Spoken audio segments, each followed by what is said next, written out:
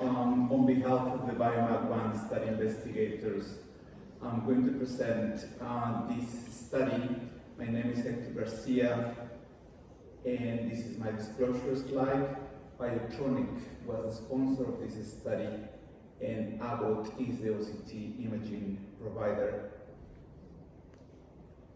So as a background, bioresorbable stents were devised to prevent the long-term stent-related adverse events such as neoatherosclerosis, delayed thrombosis, compared to metallic or permanent stents. Optical coherence tomography is an imaging modality that has a very unique resolution to permit coronary plaque content characterization. Newer artificial intelligence-powered software such as OCT Plus enables automatic analysis of the plaque components.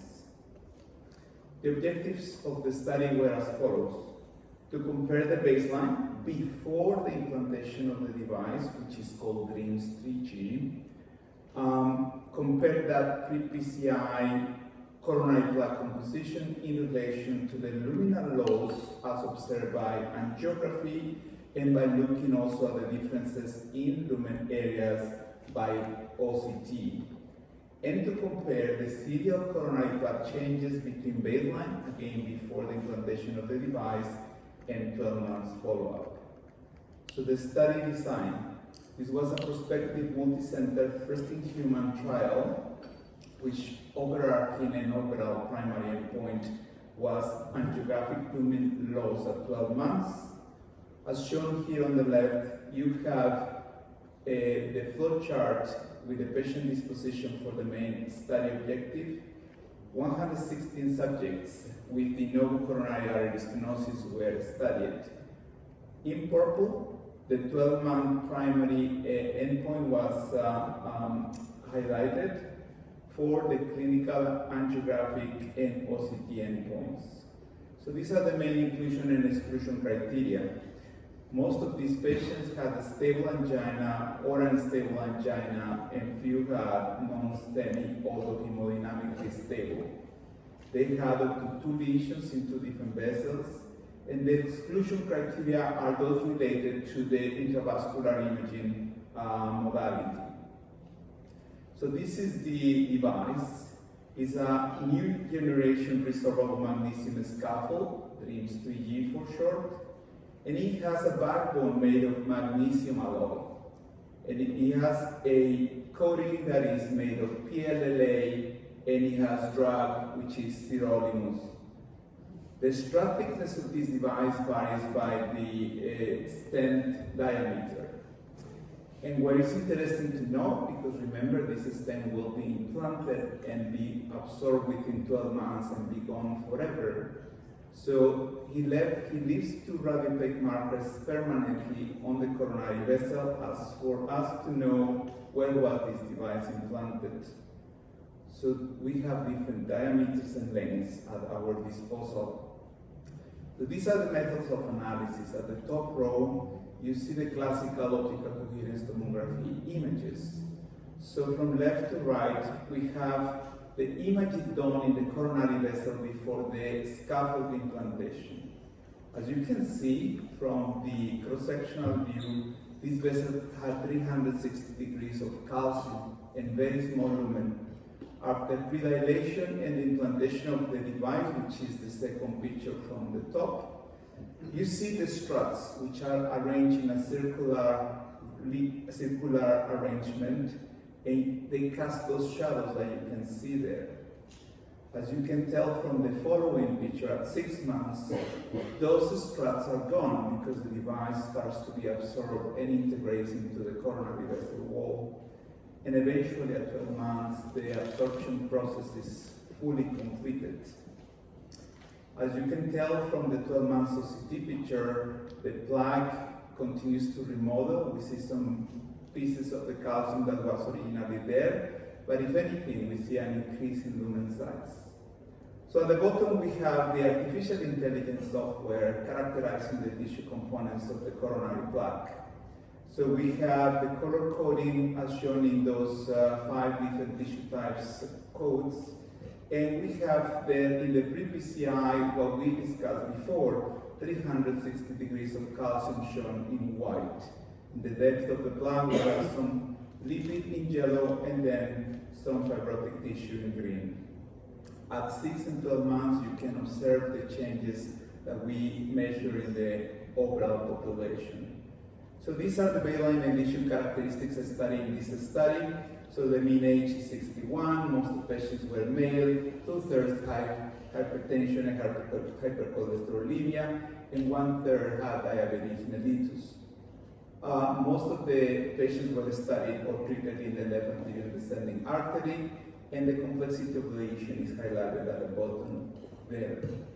So in total, out of the 116 patients included in the study, we managed to bring back patients for 12-month follow-up and have high-quality imaging in 96 of them. And these are the main results of the overall study. The scaffold mean late loss, which means how much the lumen reduced from right after the implantation of the device to 12 months, was on average 0.24 millimeters, which is compatible with a metallic permanent drug-eluting stent. But what pertains to our study is shown in the table. So we took that late loss and we created terciles, and now that late loss is presented in 3 groups, and those are the columns of the table. At the rows, you have the different tissue components that we studied with the optical coherence tomography. You can see right away that the fibrotic tissue is the only one statistically different, being larger in the tercile, in the third tercile, where we have the most significant loss in lumen, as seen by angiography. Now we are switching from angiography to optical coherence tomography, which again has better resolution than plain invasive angiography. And we are looking here at the differences in the lumen size from baseline to 12 months. The cumulative curve shows those differences. And again, we partition the population into 3 groups, the tercile 1, 2nd, and 3rd. And just looking at the pie chart and the color coding, you see already that the green color, which is fibrotic tissue, is the most in the right-hand side pie chart. That is in the upper tertile. That means in those patients that experience more luminal loss over time. And that is confirmed in the table. Again, we partition the population in 3 terciles, and we have the fibrous and the other components in the list of variables. And again, we observe the same that we did with angiographic analysis, but now with a better resolution technology, which is the larger the fibrotic tissue present at the time of the treatment, the more likely to experience luminal loss over time. But maybe the most interesting part of this study is shown on this table. By the way, the color coding on the rows is related to the tissue component that we were detecting on the OCT Plus software. So you can see that basically there was no change in calcium cholesterol crystals in macrophages from baseline to or pre-PCI to 12 months. But in the fibrotic tissue, we had an important increase in fibrotic content from pre to 12 months, which is statistically significant, and conversely, the lipid content reduced. Relatively speaking, the fibrotic tissue increased by 30%, roughly speaking, and the lipid decreased by 20% in size. So this is to explain those findings. So bear with me, look at the top row first. So on the far left, you have a longitudinal scheme of the coronary artery, very simplistically shown. And then we cut, and we are just taking one cross-section from that. And you see that on the circular, which we call the cross-sectional view, at the pre-DREAMS 3G, so before the implantation of the device. You can see it's mostly green, so this is an example of a mostly fibrotic plaque. And after the implantation of the device, of course, you open up the lumen. That's why we went from 2.0 to 6, and you remodeled the plaque, so you outward vessel wall enlarges to accommodate the plaque and the device pushing outwards the plaque.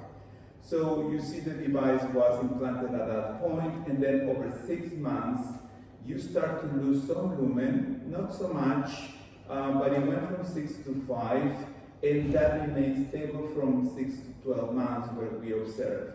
So of note, at the 12 months, look that the device is fully disappeared in this cartoon, and it has left at the inner part of the plaque a new cap, a new fibrotic layer, which is in line with potentially, we like to think it that way, stabilization of the plaque. But also we observe a decrease in lipid. Conversely, at the bottom, we have a mixed plaque, so there is more calcium and more lipid in those plaques, and we went through the same phases for the analysis. And the only difference is that from baseline to 6 and 12 months, the loss in terms of lumen size was somewhat lower compared to the fibrotic plaques. But the same effects were observed in terms of the neocap formation of fibrotic tissue and the decrease in lipid in those plaques. So the limitations of this studies are obvious, are presented here. It was a single-arm study. The OCT, due to its limited penetration, only see the most superficial part of the plaque and not the entire plaque size.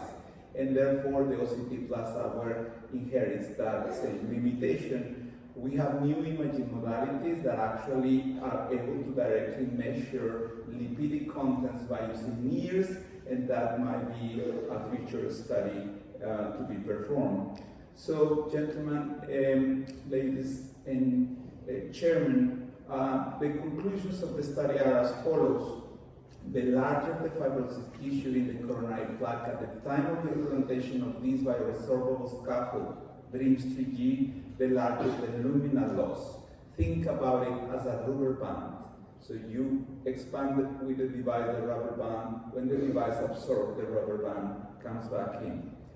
Second conclusion is, following the implantation of this DREAMS 3G, there was a favorable healing in the vessel wall, as observed by a decrease in lipid area and an increase in fibrotic tissue. I'd like to thank you all for your attention, and also my colleagues, co-investigators from 15 different institutions across Europe.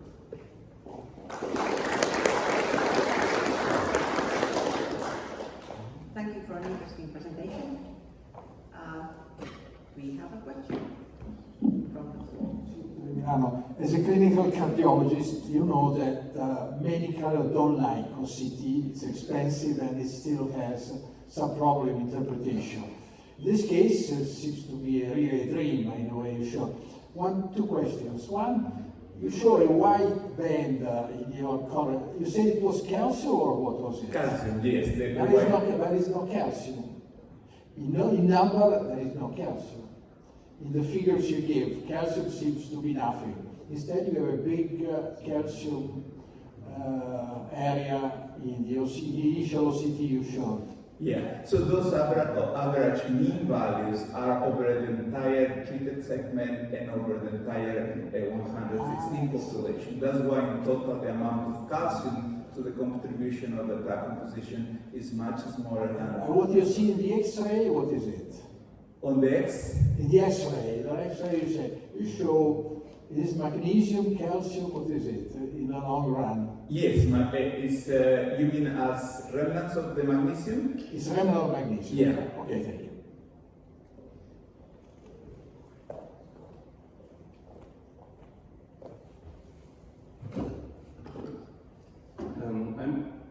I'm not very familiar with OCT and imaging, but you showed also some minor components of the plaque or the vessel wall, determined as crystals and macrophages. How valid is the detection of like these components by OCT? And does your new way of analysis improve this in any way? Thank you very much for that very important question. So as you can tell, those components are very minute in the overall plaque composition. And we discussed in the limitation section that particularly those components are the ones with higher variability in terms of its detection. So that's why we try to look at the more abundant tissues like fibrotic and lipidic and calcium rather than focusing on crystals and macrophages. But thanks for allowing me to clarify that.